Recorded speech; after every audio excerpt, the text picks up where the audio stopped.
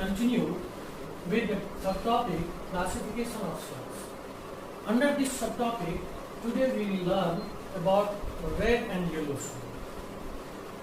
In red and yellow soil, we will learn the introduction of soil, texture and content of it, crops and production, and in the last, areas and distribution of it. So let's see what is red and yellow soil. Red and yellow soil is the same as the coin side. Two sides of a coin. एक ही तरह के मिट्टी के दो रंग हैं. पहले red होता है, वही बाद में हाइड्रेटेड होकर येलो हो जाता है. दोस्तों, ये समूचे ट्राइब्यूटियर भारत,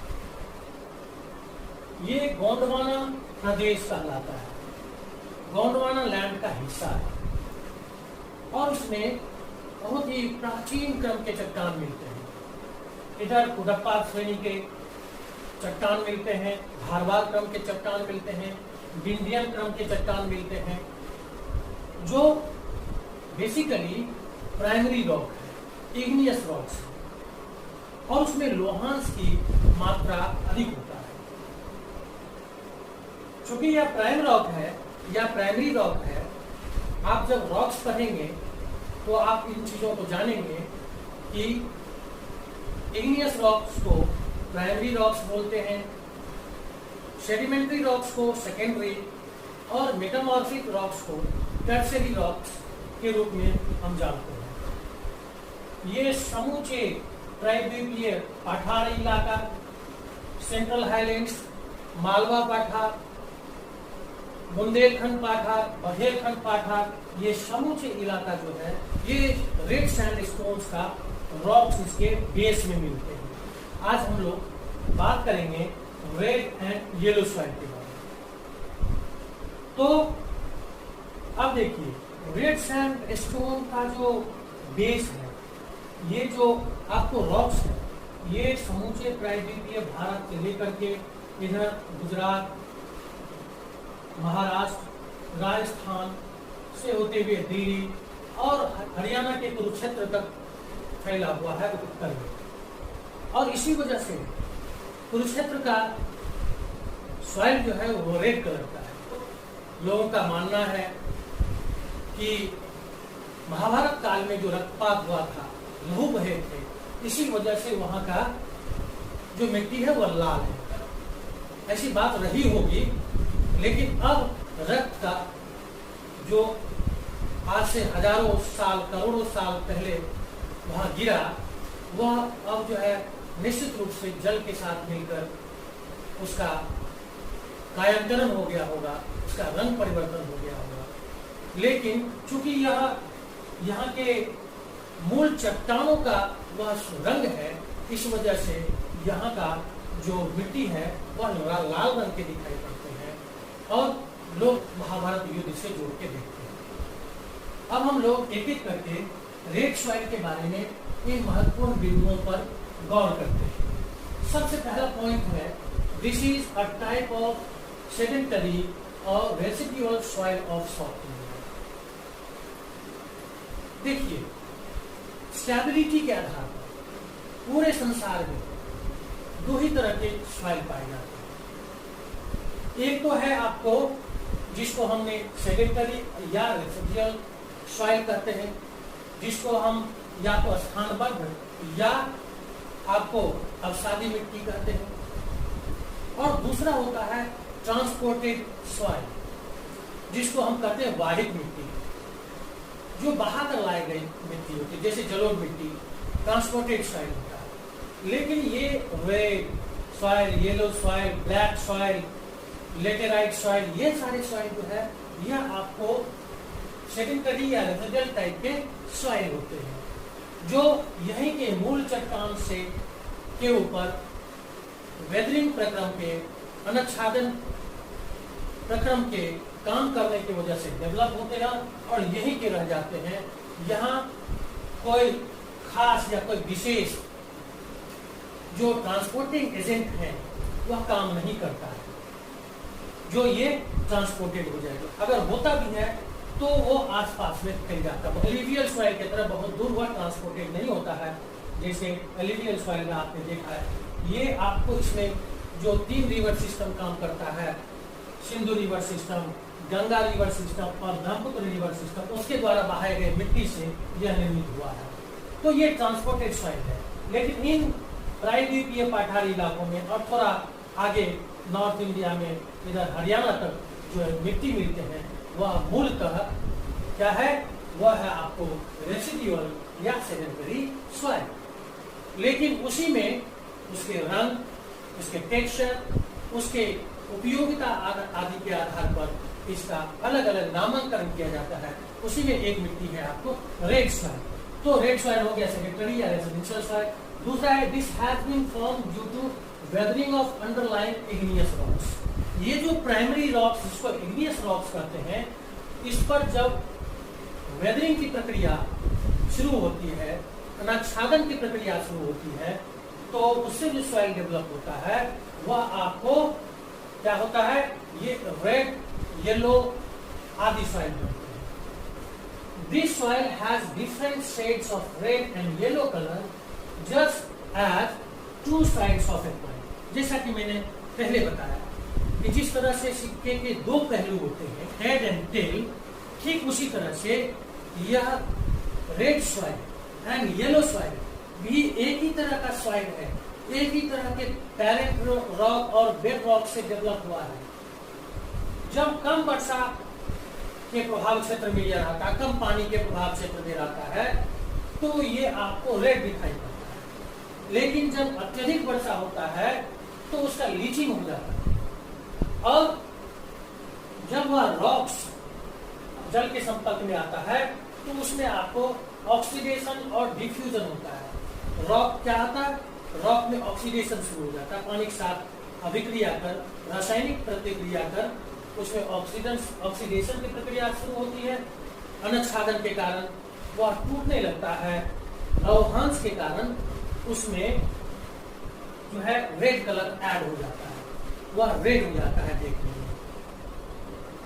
लेकिन जब उसी मिट्टी का ज्यादा लीचिंग हो जाता है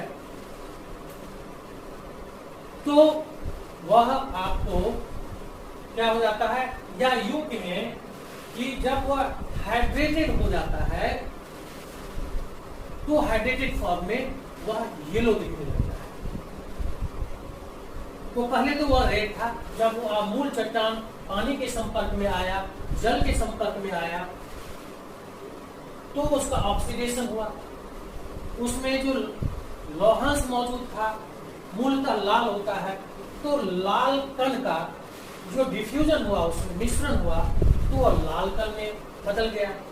लेकिन जब उसमें ज्यादा वर्षा का जल ऐड हो गया तो उसका लीचिंग हुआ और वो हाइड्रेटेड फॉर्म में बदल गया, और इस वजह से उसका कलर बदलकर येलो हो गया, येलोइश हो गया। इसलिए हम रेड और येलो सॉइल को एक साथ ही पढ़ते हैं, क्योंकि एक ही मूल चट्टान से बना होता है।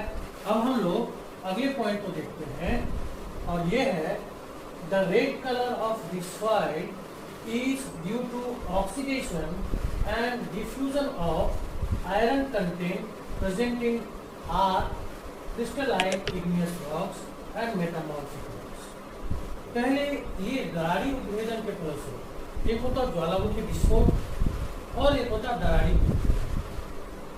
ज्वालामुखी विस्फोट से भी राख, बैसाख, मैग्मा, बोल्डर इत्यादि निकलते हैं, और दरारी उद्भेदन में भी दरार के माध्यम से जो है बैसाख, मैग्मा इत्यादि निष्क्रित होता है, निकलता है।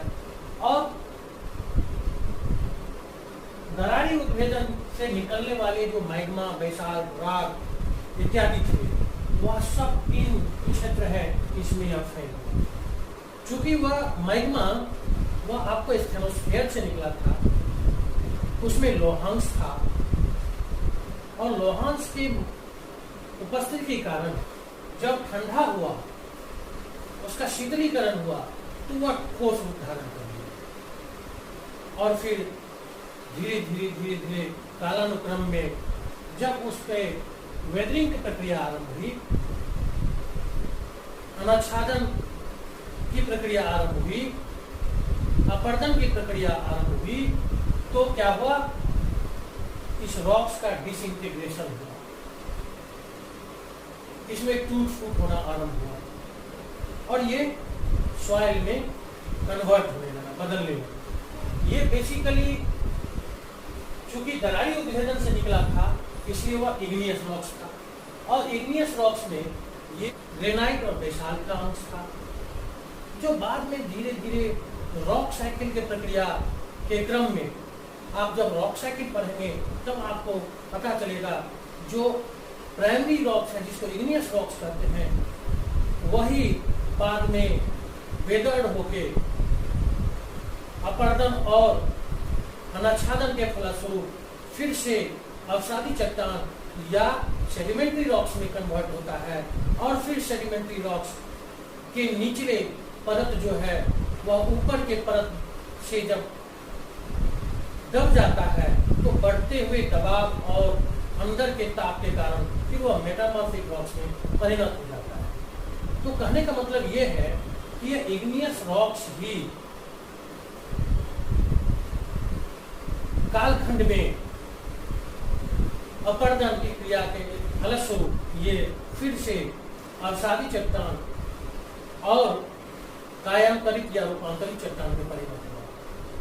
तो ये रेड सैंडस्टोन की जो बात है, यह तो अवसादी चट्टान है, तो ये इग्नियस रॉक से ही अपर्दित होकर अवसाद के रूप में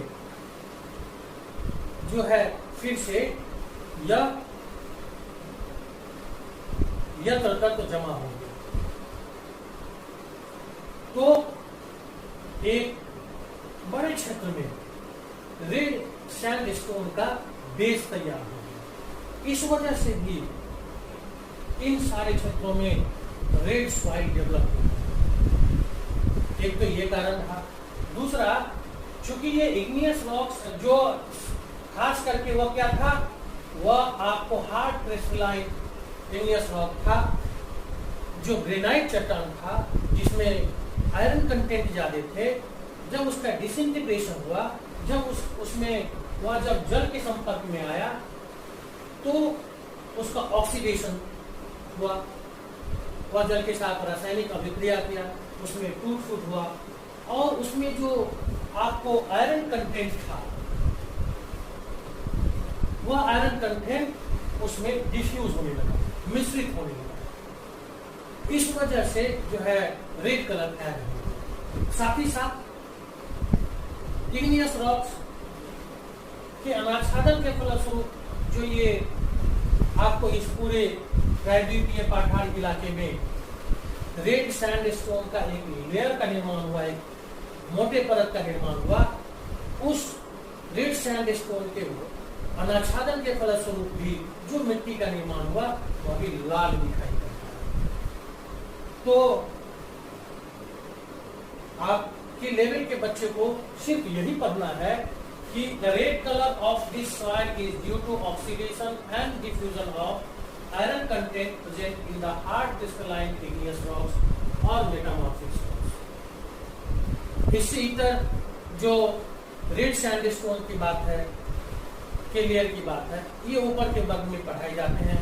ये थोड़ा सा आपको समझाने को ध्यान में रखकर मैं इसको विस्तार से बताया, लेकिन आपको ब्रीफ में पढ़ना है कि ये हार्ड क्रिस्टलाइन इग्नियस रॉक्स के डिसइंटीग्रेशन के फलस्वरूप, अनाच्छादन के फलस्वरूप और अनाच्छादन के बाद जब वह सॉइल का निर्माण हुआ और वह पानी के संपर्क में आया, जल के संपर्क में आया, तो उसका ऑक्सीडेशन हुआ और ऑक्सीडेशन के बाद क्या हुआ, उसमें एक इग्नियस रॉक में जो आयरन कंटेंट मौजूद था वह आपको क्या हुआ, उस मिट्टी में डिफ्यूज हो गया, मिल गया, जिस वजह से यह मिट्टी लाल दिखाई पड़ता है। वैसे भी आप जानते होंगे कि जैसे लोहा के सरिया छड़ आप छोड़ देते हैं यूं ही स्वतंत्र रूप से हवा में, तो उसमें ऑक्सीडेशन की प्रक्रिया आरंभ होती है और उसमें जंग लगता है। जंग का रंग कैसा है,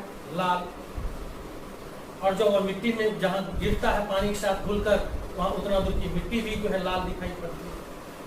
तो वह जो लालिमा है, रेडिश कलर है, वो उस मिट्टी में मिला हुआ है, इसी वजह से वह रेड दिखाई पड़ता है। अब देखते हैं इसके टेक्सचर्स एंड कंटेंट पर हम लोग बात करते हैं। ऑन दी हाईलैंड, उच्च भूमि में, ग्रेवली और mixture of rock particles and clay. उच्च भूमि में ये सारे इलाके हैं, और ये सारे इलाके ये अपेक्षाकृत उच्च है। उच्च भूमि में इसके जो कण होते हैं वह ज्यादा खुरदुरे होते हैं, ज्यादा मोटे होते हैं। वह कंकरीली होता है, कंकड़ बजरी ज्यादा मिलता है। तो निचले इलाके में आपको इसके महीन कट मिलेंगे और क्ले मिलेंगे, हिस्से में या कंकरीली मिलेंगे, जिसको ग्रेविली भी बोल सकते हैं। लेकिन on the lower line area, निचले इलाके में अभी मैंने आपको बताया, वह लोमी मिलता है, क्ले मिलता है। यह जो है आपको मिनरल्स तो होते हैं, लेकिन उसमें इस तरह के जो है ये लाइम, नाइट्रोजन, फास्फोरस और ह्यूमस का अभाव होता है, क्योंकि ये पतझड़ वन का क्षेत्र है। और आज के डेट में किसान खेती करने के लिए वन को रहने कहाँ देता है, वह तो वनों की कटाई करके वहां खेती आरंभ कर देता है।